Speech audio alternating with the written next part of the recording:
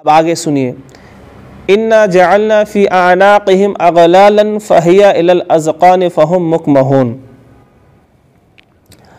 हमने उनकी गर्दनों में तोक डाल दिए हैं जो उनकी ठोरियों तक है, जिससे उसके सर ऊपर उठे हुए हैं। फिर आगे, वजअलना मिन बैनि ऐदिहिम सद्दन व मिन खल्फ़िहिम सद्दन फ़अग़शयनाहुम फ़हुम ला युबसिरून। हमने एक दीवार उनके आगे खड़ी कर दी और एक दीवार उनके पीछे खड़ी कर दी, सो हमने उनको ढाँप लिया, बस वो कुछ नहीं देखते। आगे वगैरह वगैरह। इसका खुलासा हुआ यूँ कि अबू जहल जो इस्लाम का सबसे बड़ा दुश्मन है, उसने एक बार कसम खाया कि अगर नबी करीम यानी हमारे नबी मोहम्मद इब्न अब्दुल्लाह कभी काबे में नमाज़ पढ़ा ना, काबा शरीफ में, तो उसका सिर ही कुचल दूंगा मैं पत्थर डाल के। हम क्या बोलते हैं, सर पे पत्थर डालूँ क्या? उसने कसम खाया कि सर पे पत्थर डाल दूंगा। अब हुज़ूर सल्लल्लाहु अलैहि वसल्लम एक दिन नमाज़ पढ़ रहे थे, अबू जहल देखा तो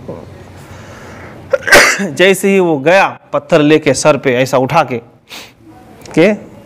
जैसे हुज़ूर सजदे में जाएंगे या नमाज़ पढ़ेंगे वो डाल देगा और नाउज़ुबिल्लाह किस्सा तमाम कर देगा। जैसे ही आगे बढ़ा, पत्थर ऐसा चिपका, ना हिलते आ रहा, ना गिराते आ रहा, ना उछलते आ रहा, ना चलते आ रहा, कुछ नहीं, वो इसी लटक के। समझ गया क्या बात है? फिर वहां से पलटा, फिर दूसरा और एक शख्स था, मैं करता हूं ये काम।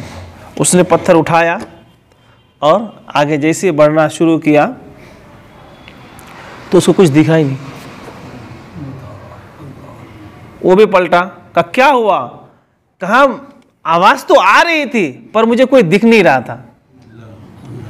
आवाज तो आ रही थी और मोहम्मद इब्न अब्दुल्लाह की आवाज थी पर मुझे दिख नहीं रहा था। फिर तीसरा था, बोला मैं जाके किस्सा तमाम करता हूं। वो जैसे पत्थर उठाया, आगे थोड़ा गया और भागता हुआ पीछे आया, हाँफता कांपता हुआ। कहा क्या हुआ?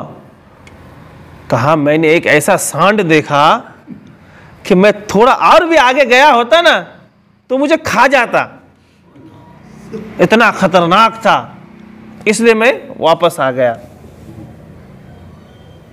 हुज़ूर सल्लल्लाहु अलैहि वसल्लम नमाज पढ़ रहे, फानूस बन के जिसकी हिफाजत हवा करे, वो शमा क्या बुझे जिसे रोशन खुदा करे। बहुत कोशिश हुई जान से मारने की और भगाने की, तरह तरह के हरबे और लोगों ने जो है तरीके इस्तेमाल किए, लेकिन इस्लाम फैलता रहा, फूलता रहा और सुबह क़यामत तक फैलता फूलता रहेगा। हुजूर को बहुत बार मारने की कोशिश की गई लेकिन टस से मस्तक ना हुआ। तो अल्लाह ने उसी वाक़िया को सूरह यासीन में बयान फरमाया कि हमने अपने हबीब को इस तरह से बचाया है, और जिसका बचाने वाला हम होते हैं उसे कोई नहीं मिटा सकता है, और जिसका मिटाने वाला हम होते हैं उसे कोई बचा नहीं सकता है। गोया अल्लाह ये ऐलान कर रहा है। अल्लाह पाक हम सबको इस तरह से साबित कदमी से रहने की तौफीक अता फरमाए।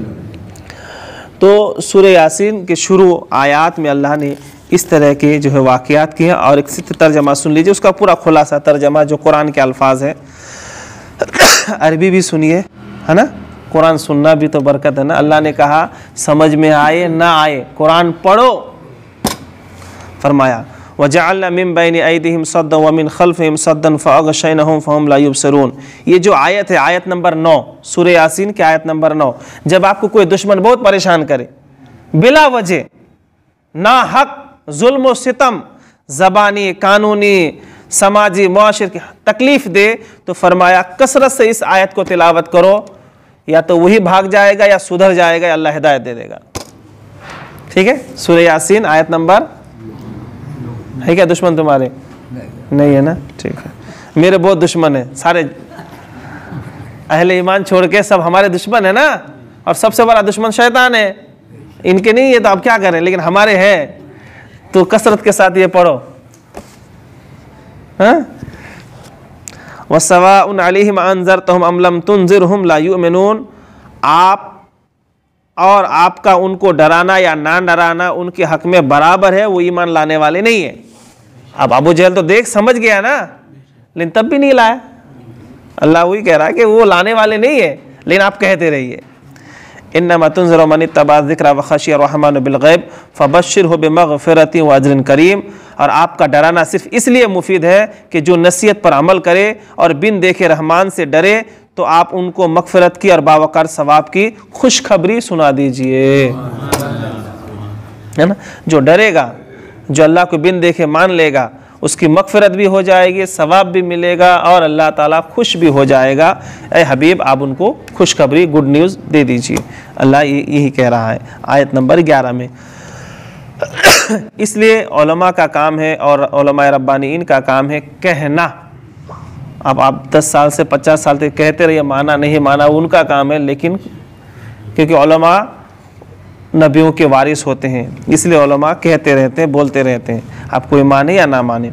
इन्ना नहनु नुहिल मौता व नक्तबु मा क़द्दमू व आसारहुम कुल्ला शैइन अहसैनाहु फ़ी इमामिन मुबीन। और बेशक हम मुर्दों को ज़िंदा करते हैं और हम उनको वो अमल लिख रहे हैं जो उन्होंने पहले भेजे, और वो अमल भी जो उन्होंने पीछे भी छोड़े, और हमने हर चीज़ का इहाता करके लोहे महफूज में रख दिया है।